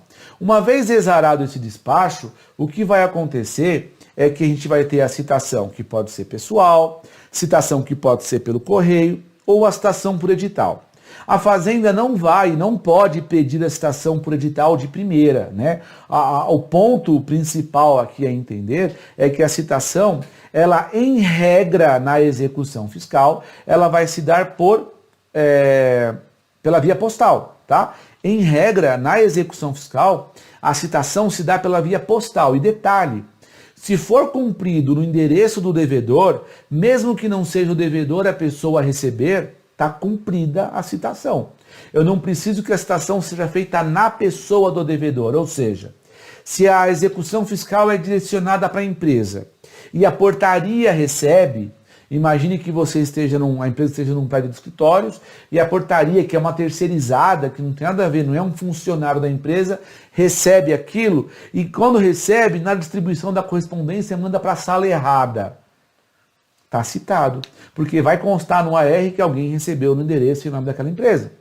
Ou aquele outro caso que já aconteceu com uma situação aqui no escritório, de uma empresa que quem recebeu a citação foi um porteiro, e esse porteiro estava numa situação bem complicada com a chefia dele, e ele ficava com raiva e arquivou no lixo ali a citação. Quando recebia a correspondência, ele jogava fora. E estava citado, estava postada a assinatura dele com data de recepção, está citado. Então, aqui a gente tem que entender que a citação postal na execução fiscal, ela é a regra, tá? Ela vai começar a partir da citação, ela vai se dar quando for citado pelo correio. A citação pessoal ela é uma alternativa, como último caminho a citação por edital. E uma vez citado, o contribuinte é citado para que ele faça duas coisas. Ou para que ele leve a efeito a figura do pagamento, e aí, se ele fizer o pagamento dentro do prazo que a lei prevê de 5 dias, isso vai levar naturalmente à extinção da execução, né? Pagamento vai extinguir a execução. E a outra figura pela qual o contribuinte é citado é para que ele apresente ali nos autos o seu oferecimento de bens. Pessoal, um detalhe aqui. Quando eu falo de oferecimento de bens, os bens eventualmente ofertados não estão vinculados ao processo de cara. Se eu ofereço em garantia a minha belíssima caneca, a minha caneca vai ficar presa ao processo? A princípio, não. Por que não? É a partir do momento em que eu faço o oferecimento de bens que existe ali por parte do contribuinte uma figura de querer que a penhora recaia sobre o bem ofertado. Não quer dizer que o juízo esteja obrigado a penhorar o bem que eu ofertei.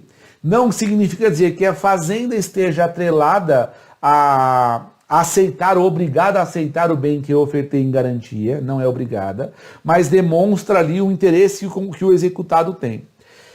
Aqui, a gente não vai aplicar de forma muito prática aquela figura da forma menos onerosa para o executado. Tá? Na execução fiscal, essa é uma linha que não cola. Por quê? A gente vai falar disso já, mas tem uma lista, uma linha de preferência que a Fazenda tem na penhora de bens. De toda sorte, quando eu oferto bens, eu estou demonstrando boa fé e demonstrando que eu tenho algo a ofertar ao juízo. Independentemente da oferta, se ela for aceita, independente do que for ofertado, se ela for aceita, vai recair sobre o bem ofertado uma penhora. Então a penhora vai acabar com que haja uma restrição do bem, fazendo com que sobre esse bem recaia uma ordem judicial, né? A figura da penhora restringe esse patrimônio de forma que a posse do bem segue na posse do proprietário, mas ele vai estar gravado lá com uma figura de ele não pode alienar aquilo sob pena de incorrer numa figura de infiel depositário. Né? Existe essa restrição. A penhora, se for penhorado o estoque rotativo da minha empresa, eu posso continuar vendendo, desde que eu mantenha em estoque aquele mínimo de produtos, aquele mínimo de quantidade que foi, por exemplo, penhorada. Eu trabalhei para uma empresa uma época onde ela fabricava caixas de papelão e nós ofertávamos em garantia caixas de papelão. A fazenda vai fazer o que com aquilo? Nada. Tanto é que nunca foi levado a leilão, pelo menos não quando eu trabalhei para eles, né? Quando foi levado a leilão, não teve arrematante, enfim, porque não despertava interesse.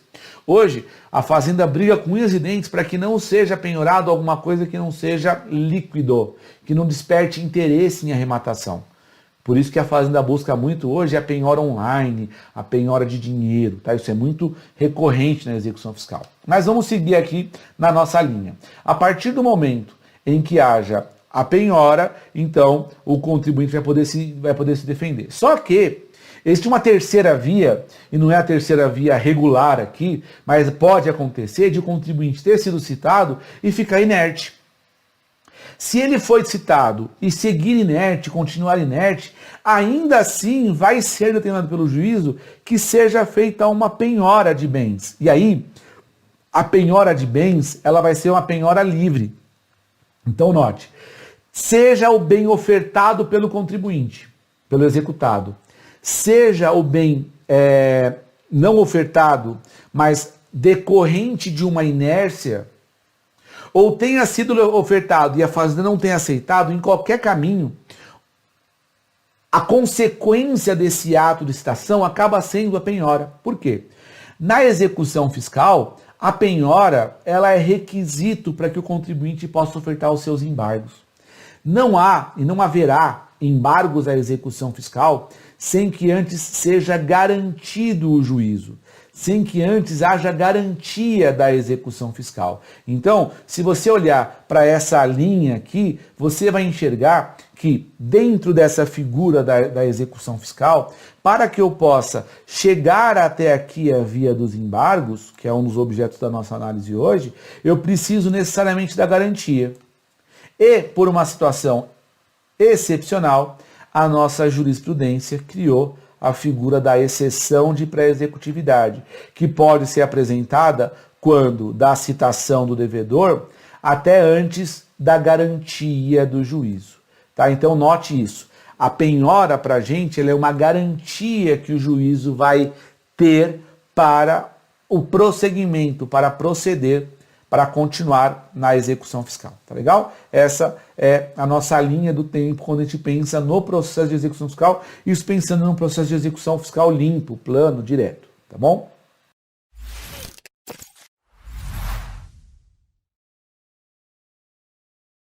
Agora, a partir daí, vamos fazer o seguinte, tendo olhado a execução fiscal de forma ampla, vamos dar uma olhada aqui na forma como essa citação vai se dar na execução fiscal.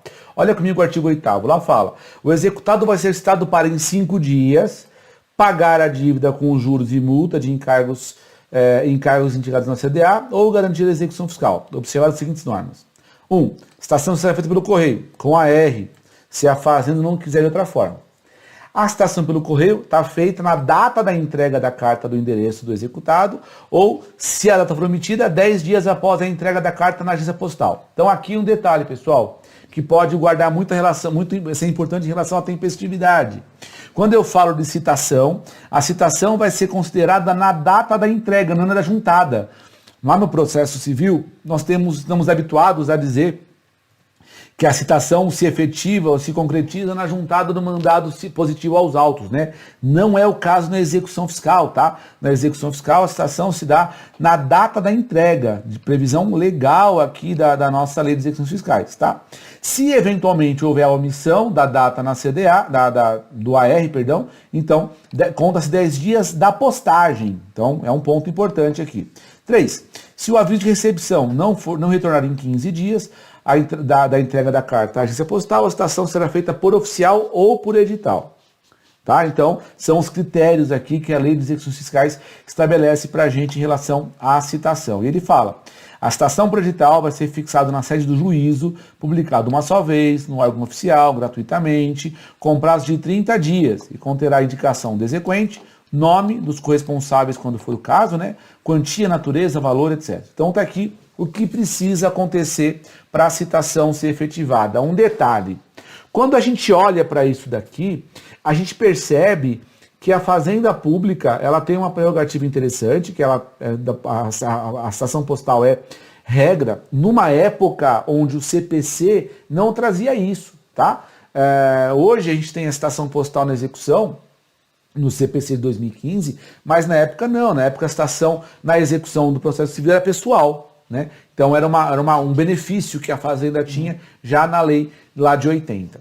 E um outro detalhe importante, não é da juntada, é da recepção. Esse é o nosso termo inicial. Agora, importante destacar, o executado foi lá, recebeu o AR, perdeu a citação, não fez nada em 5 dias, vai acontecer aquilo que eu te falei agora há pouco. Vai prosseguir a execução, e essa execução vai ser cobrada em desfavor do executado da mesma forma, e não é esses 5 dias para oferta de bens, ele não vai, se eu não ofertar nada 5 dias, não vai mudar a minha vida em termos de preclusão. Por quê? A grande defesa do juízo, da execução no juízo, vai se dar nos embargos quando da penhora. Então aqui a citação, o ato que traz o executado para o processo, está aqui, paga em 5 ou oferece bens. Se ele não pagar e não oferecer, vai sofrer penhora do mesmo jeito. Para o executado que nada tem, ele até pode pensar, olha, não tem nada, mas não pode, ele não tem nada que não vai ter uma sanção pelo fato de ele não ter bens, né? O que pode eventualmente acontecer, na ausência de oferta de bens, é a Fazenda pedir a prerrogativa do artigo 185A, que é a decretação da indisponibilidade de bens. O artigo 185A ele fala que a decretação pode ser pedida, nós já falamos dele em outro momento, mas ela pode ser pedida quando o contribuinte não tiver ofertado bens em garantia, né? Por isso que é importante talvez oferecer alguma coisa. Estoque rotativo, maquinário, mesa, cadeira, sei lá, talvez a sogra, mas a partir do momento em que você ofereça alguma coisa, você está dando ao juízo ali alguma coisa, algum elemento para que ele possa garantir o juízo, demonstrar que existe interesse na garantia do juízo, tá bom? Um outro artigo que eu queria destacar com vocês da LEF é o artigo 10, que fala da penhora. Não ocorrendo o pagamento, nem a garantia da execução, a penhora poderá recair em qualquer bem do executado, exceto os que a lei declare absolutamente impenhoráveis. Exceto os que a lei declare absolutamente impenhoráveis. Pessoal, quando a gente fala de declaração de impenhorabilidade, ou de reconhecimento de impenhorabilidade, eu vou pensar naquilo que o Código de Processo Civil estabelece como impenhorável. Então, a lista toda do Código de Processo, os salários, 40 salários mínimos em poupança, bens de família. Só que eu preciso ressaltar que quando for execução fiscal de um tributo que refira-se à propriedade do imóvel, ITR, IPTU, taxa de conservação ali do imóvel, taxa de lixo, alguma coisa que refira-se à propriedade, lembre-se, nesse caso a impenhorabilidade não é suscetível. Eu não posso suscitar a impenhorabilidade quando o tributo devido for um tributo referente ao fato cujo fato gerador seja a propriedade, se refira ao próprio imóvel. Então, a partir do momento em que a Fazenda Pública constate ali a existência de um débito referente ao bem imóvel, ainda que seja o único imóvel do sujeito, ele não pode suscitar o bem de família. Nesse caso, ele não se reveste da impenhorabilidade. A Lei 8.009 de 90 estabelece isso para a gente de forma muito objetiva, tá?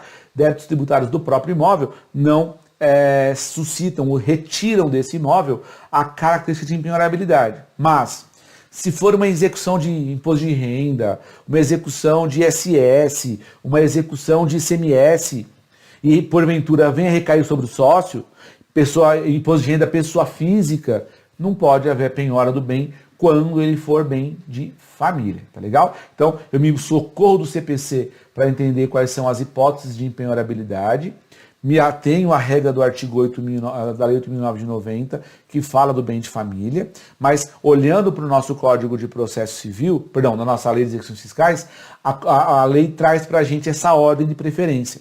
Reparem que a fazenda ela tem preferência por quê? Dinheiro, sempre. Por isso que você já viu lá naquela inicial da Federal, que a Fazenda Pública, ela queria já a decretação da indisponibilidade dos bens do devedor. Ela queria dinheiro, ela queria que fosse feito isso via Bacenjude, né?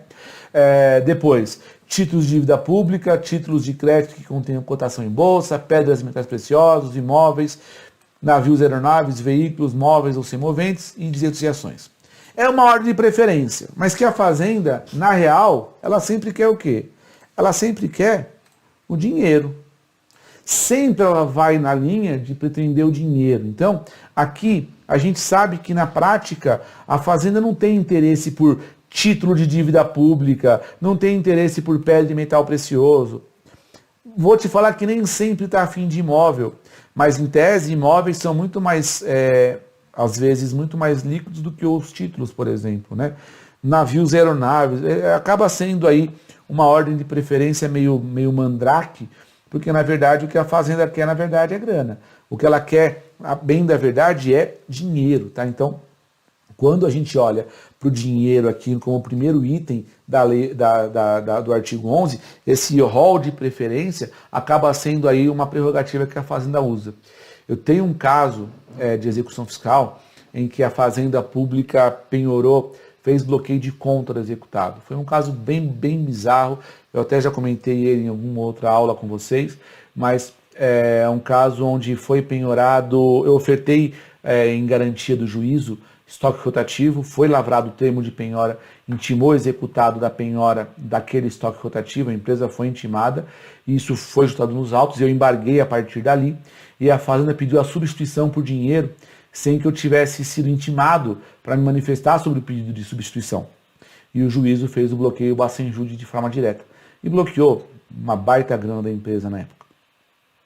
E a justificativa foi de que a Fazenda tinha interesse, preferência pelo dinheiro, mesmo em agravo, não consegui desbloquear esse dinheiro, justamente por força da aplicação desse artigo 11. O juízo e o tribunal manteve a decisão que fez com que o dinheiro ficasse retido lá até o final do processo esse em que eu tive êxito, eu ganhei os embargos. Né? Então, ficou evidenciado que o bloqueio foi uma medida constritiva, restritiva e excessiva, porque eu tinha ofertado bens, mas por um erro cartorário lá, que não intimou, enfim, acabou havendo esse bloqueio Bacenjude aí. Enfim, a Fazenda tem preferência por grana. Olha comigo esse julgado, que trata da figura também aqui da execução fiscal e da penhora online. Olha o que ele fala aqui, ó. A primeira sessão, isso aqui é um julgado do STJ, tá? Então ele fala aqui, ó. A primeira sessão no RESP número tal, processado no repetitivo, né, no sistema do repetitivo, firmou entendimento no sentido de que, após as modificações trazidas pelo CPC, incluído na ordem de penhora, depósitos e aplicações financeiras como bens preferenciais, a saber, como se fossem dinheiro em espécie, e que a constrição se realizasse preferencialmente por meio eletrônico, não se pode mais exigir prova do exaurimento das vias judiciais na busca de bens a serem penhorados, como na hipótese dos autos, para que o juiz possa decidir sobre a realização da penhora online, via Bacenjude. Então, reparem, a partir desse entendimento, o pedido do Bacenjude, ele tem a ordem de preferência ele é sinônimo de dinheiro, e em sendo sinônimo de dinheiro, a fazenda tem a prerrogativa de poder se valer desse bloqueio de forma preferencial, tá? Então, é um ponto importante aqui a destacar e orientar os nossos clientes em execução fiscal. Essa Corte de Justiça possui entendimento firmado de que é legítima a recusa pela Fazenda na nomeação de bens executados quando não observada a ordem legal de preferência do artigo 11, sem que isso implique em ofensa ao princípio da menor onerosidade. Ou seja, não é porque eu ofertei estoque rotativo que a Fazenda tem que aceitar. E isso não vai se seguir, não vai se orientar pelo princípio da menor onerosidade, segundo o entendimento aqui do nosso STJ, e segundo o que ele fala aqui, ó, entendimento firmado. Vale consignar que o precedente da igreja primeira sessão do STJ, no julgamento do tema número 578, fixou a orientação de que, aí ó que importante, cumpre ao devedor fazer nomeação de bens, observando a ordem legal estabelecida no artigo 11, incumbindo-lhe mostrar, se for o caso, necessidade de afastá-la. Por que isso é importante? É importante a gente invocar isso daqui quando eu tiver a situação de, olha, Fazenda, eu vou ofertar um bem aqui que não é o da ordem, mas porque o meu dinheiro aqui é usado para pagar o salário, eu não tenho receita, o meu faturamento caiu, agora em época de pandemia isso pode ser bastante prático para a gente. Não tenho receita, estou numa situação, aí você faz demonstração contábil de que a empresa tem prejuízo, de que a empresa não tem tido lucro, por exemplo, se for possível, se for esse o caso, né? Não vai criar documento, enfim, faz com o negócio certinho, mas se você fizer a prova de que, olha, eu estou ofertando um carro, estou ofertando um imóvel, estou ofertando alguma outra coisa, porque existe aqui uma dificuldade em cumprir com a ordem, e você demonstra isso, de acordo com a aplicação do tema 578, você tem a incumbência de afastar. Não quer dizer que o juízo vai admitir e vai concordar com você, mas fazer esse pleito, fazer esse pedido, é uma prerrogativa, sim, possível, sim, interessante, de acordo com o que fala o nosso julgado aqui e no tema 578, tá? E aí, vale a pena a gente lembrar, ressaltar a redação do artigo 185A que eu mencionei para você há pouco. Pessoal, o artigo 185A ele fala: quando o devedor devidamente citado não pagar nem oferecer bens à penhora e não forem encontrados bens penhoráveis, então o juiz vai determinar a disponibilidade de bens. Qual que é o impacto disso? A redação desse julgado, ele fala que eu não preciso esperar essa figura de oferta de bens, porque se a fazenda tem preferência em homenagem ao princípio, e não se fala em princípio da menor onerosidade em desfavor do contribuinte, e o bloqueio online, o Bacenjude, os depósitos financeiros, eles são sinônimos de dinheiro, o que ele quer dizer aqui é exatamente o fato de que o artigo 85A, para decretar indisponibilidade, a princípio precisaria do esgotamento. Mas se não for esse o caso, se não for o caso de decretação de disponibilidade, mas para atender o pedido da Fazenda de penhora de bens, de dinheiro, em vez de outros bens, ele pode atender o pedido e fazer o Bacenjude. Não é a decretação da indisponibilidade, mas é buscar atender ao interesse do exequente.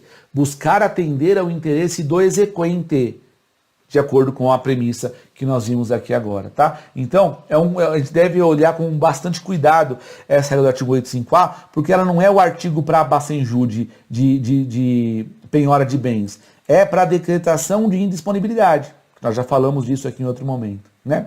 Agora, olha a súmula, olha como que fica contraditório. Olha a redação da súmula 560. A decretação da indisponibilidade do artigo 85A pressupõe exaurimento da diligência dos bens penhoráveis, caracterizado quando infrutíferos os pedidos de constituição de ativos financeiros e a expedição de ofício dos registros públicos, DETRAN ou DENATRAN. Essa figura aqui, ela acaba sendo bastante factível quando a Fazenda busca executar o contribuinte, não encontra nada, não acha bens em nome desse contribuinte, não acha nada a ser executado, então pede a decretação da disponibilidade. Fica essa decretação lá paradinha. O dia que surgiu um bem em nome desse devedor, essa decretação vai operar. Vou dividir um caso concreto com vocês. Um cliente me procurou com uma série de execuções fiscais, ele tinha lá uma série de execuções fiscais contra a empresa dele, eram débitos de ICMS, débitos federais, tinha um monte de passivo. Essa empresa quebrou. ele foi lá e abriu outra empresa. Essa outra empresa também quebrou. Aí ele abriu uma terceira empresa. Essa não quebrou ainda. Mas a questão é a seguinte. Na primeira empresa, nas execuções fiscais que ele sofreu, houve redirecionamento para a figura do sócio. Não sei ainda o motivo. Vou te falar por que eu não sei. Porque esse processo está arquivado há muitos anos. Muitos anos. Estou falando que já deu intercorrente no arquivo, tá? Mas há muitos anos houve esse pleito de redirecionamento e pediram em algum momento a decretação da indisponibilidade dos bens desse devedor, nessa inclusão. Ele não tinha nada em nome dele, só tinha em nome dele os filhos. E aí ele ficou assim até então. Num passado recente, foi quando ele me procurou, ele perdeu, não me recordo agora se foi o pai ou se foi a mãe, perdeu um dos seus genitores, e aí fizeram um inventário. E no inventário que foi aberto, ele recebeu lá uma parte ideal de um imóvel desse pai ou dessa mãe. E assim que foi feito o inventário, onde se registrou a matrícula do imóvel em nome dele, na hora o cartório já falou, olha, esse imóvel foi transferido para o fulano, e na sequência já tem decretação da indisponibilidade oriunda do processo número tal. Eu ainda não sei o que aconteceu, porque eu pedi o desarquivamento desse processo, o cartório ainda não desarquivou, e aí veio pandemia, enfim, mas eu pedi esse desarquivamento, salvo engano, em setembro do ano passado, e até agora não tinha saído antes da pandemia, e agora ainda não se sabe se vai sair ou quando vai sair, né? De toda sorte, reparem no seguinte, foi pedida a decretação em algum momento, não sei quando, porque as informações que constam no site do TJ não me permite saber exatamente quando. Foi pedido e essa decretação ficou paradinha lá. O dia que apareceu um bem no nome do cara, houve o bloqueio do patrimônio. Então isso acontece, é a aplicação prática desse artigo 185A, é a aplicação prática da nossa penhora, da nossa decretação de indisponibilidade, tá legal? Olha mais um julgado aqui comigo, um julgado também recente aqui, 2018, onde a Fazenda pedia a penhora de faturamento da empresa. Pessoal, aqui eu tenho uma ferramenta interessante. Olha que legal esse julgado aqui. Primeiro eu vou analisar o julgado com você e depois eu vou falar da ferramenta.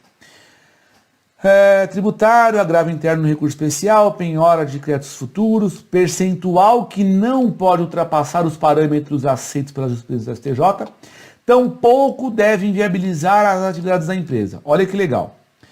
A jurisprudência do STJ, a despeito de considerar viável a penhora de recebíveis, aquilo que a empresa tem para receber, assinala que tal medida é de exceção e reclama a efetiva demonstração de que foram esgotados todos os meios disponíveis para a localização de outros bens penhoráveis.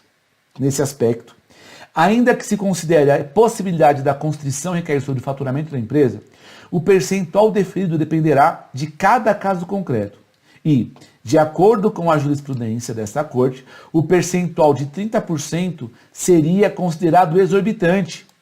A Fazenda aqui do Estado de São Paulo, nesse caso, queria penhorar 30% do faturamento da empresa. E o STJ falou, não, é exorbitante. Em comparação com as hipóteses consideradas como razoáveis no âmbito desse tribunal, que tem considerado como razoabilidade percentual entre 5% em geral, mas não mais do que 10%, a depender do caso, e desde que não inviabilize as atividades da empresa. Olha que julgado legal. A Fazenda pode pedir penhora de faturamento? Pode. Pode. Mas essa penhora de faturamento não pode inviabilizar o prosseguimento da empresa. Hoje, atualmente, dificilmente você vai ter uma empresa que lucre 30%. Ou seja, se você penhora 30% do faturamento dela, do faturamento, não é do lucro. Se você penhora 30% do faturamento, possivelmente essa empresa ela vai quebrar em pouco tempo. Por quê? Tira 30% da receita dela com as despesas mantidas. Ela não vai sobreviver.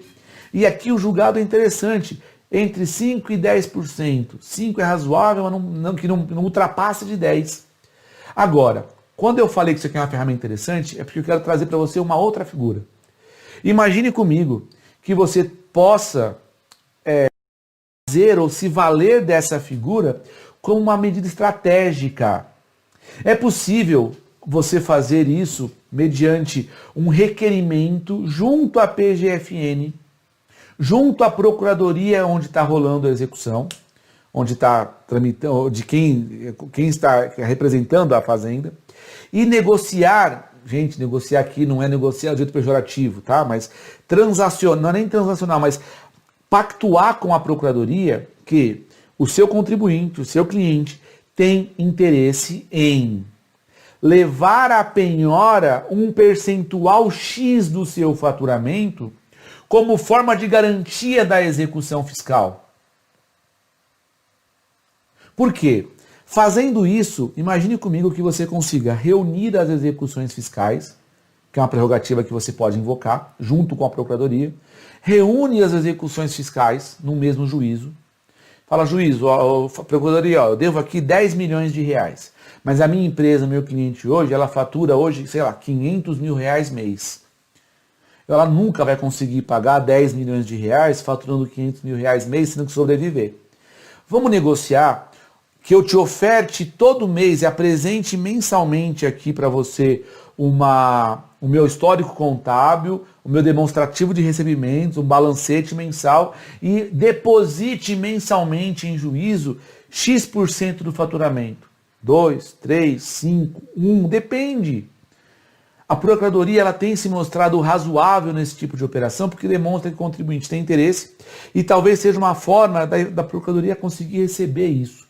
Eu não estou falando de nada ilegal, muito pelo contrário, porque isso seria uma penhora de faturamento com anuência da fazenda, homologada pelo juízo no sentido de prosseguir a execução ou suspender a execução, como aqueles recebimentos aí vai sendo feita a alocação daquela penhora dentro daquilo que a empresa consegue pagar sem prejudicar o seu prosseguimento, sem que prejudique a sua atividade. A partir do momento em que uma negociação como essa seja feita e seja homologada em juízo, não existe falha, não existe vício, porque estamos diante de um procedimento legal. A penhora do recebível é possível, a penhora do faturamento é possível. E a partir dessa figura, a gente tem a possibilidade de tentar demonstrar, olha, eu estou mantendo o objetivo social da empresa, eu estou mantendo o emprego e ainda assim eu vou transacionar, eu vou conseguir adimplir a minha obrigação mediante aquilo que eu tenho de recebimento. Se a minha empresa fatura 500, eu pago X% de 500. Se ela faturar 1 milhão, eu pago X% de 1 milhão. Se ela faturar 200, eu pago proporcional à minha receita. Isso pode ser uma baita de uma ferramenta para subsistência das empresas, para recebimento por parte do fisco. É uma ferramenta que eu quero sugerir que você analise para o caso concreto aí. Eu vou trazer no próximo encontro nosso até uma portaria da PGFN que autoriza isso, mas fica para o próximo encontro. Vejo você na próxima aula onde seguiremos falando de execução fiscal. Um beijo para todo mundo e aproveitem. Que estejam saudáveis em casa sempre, tá bom? Um beijo para todo mundo, fiquem com Deus, tchau, tchau.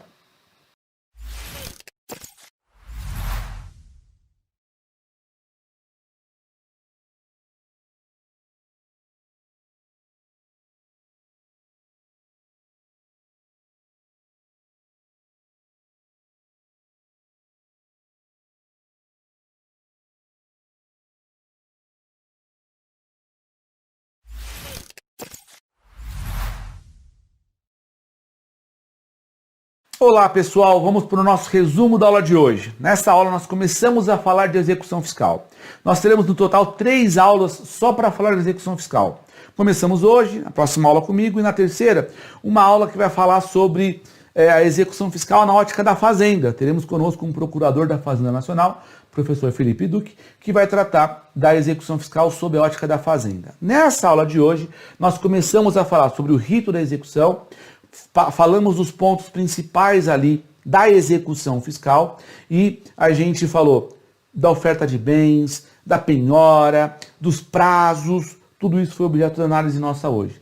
Na próxima aula a gente vai continuar falando mais de embargo, mais de execução, mais sobre a ótica dos embargos da exceção, tá? Mas nessa aula de hoje nós consolidamos na parte inicial do processo de execução fiscal. A CDA, o que tem, o que não tem, o que tem que ter, quando que a CDA pode ser modificada, quando não pode, quais são os requisitos que a CDA tem que ter sob pena de nulidade, tá? Então, esse foi o nosso resumão da aula de hoje. Espero que você aproveite a aula. Um abraço, tchau, tchau.